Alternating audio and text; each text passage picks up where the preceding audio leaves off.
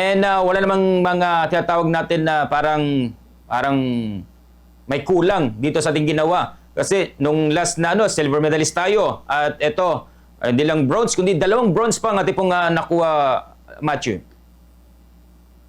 Ano sir, minimal ano na lang sir, minimal na mga pagkukulang lang din sir. Siyempre sir, breaks of the game po. Yes.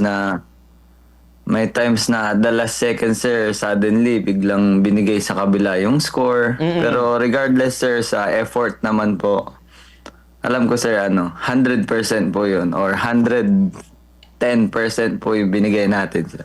Alright. And Matthew, sa katapos lamang nating international competition, what's next? No?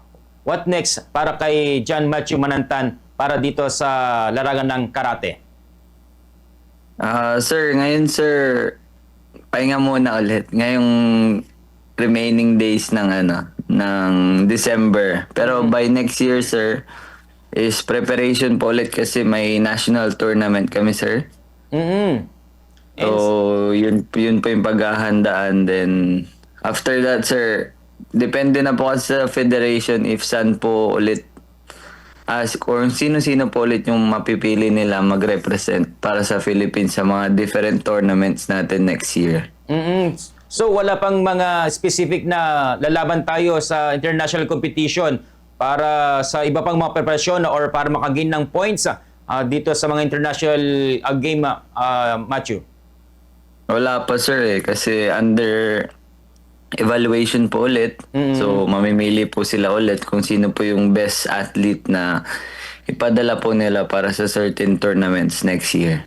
Pero maliban dyan, Matthew, meron bang mga bibigay din na ang mga local government natin na which is ay sabi nga natin nung una ay siguro with no politics with no politics ay kinakailangan din, no? At kamusta naman yung mga pagbati sa iyo dito sa Dagupan City and of course ng ating lalawin ng Pangasinan? Ngayon naman sir, po. As of now sir, wala pa pong balita sir. Pero I hope sir meron po talaga. Para makatulong din po for future competitions and stuff. Pero ayun sir, nag-aantay lang sir. Sana po meron.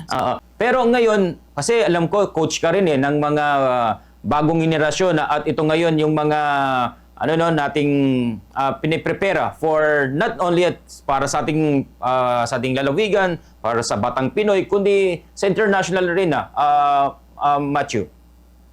Yes sir. Yun nga sir, kaya gustong-gusto ko pong maka-attend ng training namin with Kaicho Vasquez para po ma-share ko po ulit yung knowledges ko para sa mga next generations po ng karateka dito po sa Dagupan. Yan yun sir. Siyempre sir, mga fresh knowledges, mga fresh inputs ang pwede ko pong ma-share sa mga bata. Then, pwede rin po ako makisparing sa kanila sir. Ma-feel nila yung laban ng galing sa SEA Games. Yun sir. Kaya, excited nga ako sir nanguha ko ng scheduling nila ng training for this month para maka-attend ako sir. Habang nagpapahinga sir, ikot-ikot dito, mag-beach para maka-relax. Yes. Then yun sir, magtre-training po ulit para hindi tataba. Kasi puro kainan sir.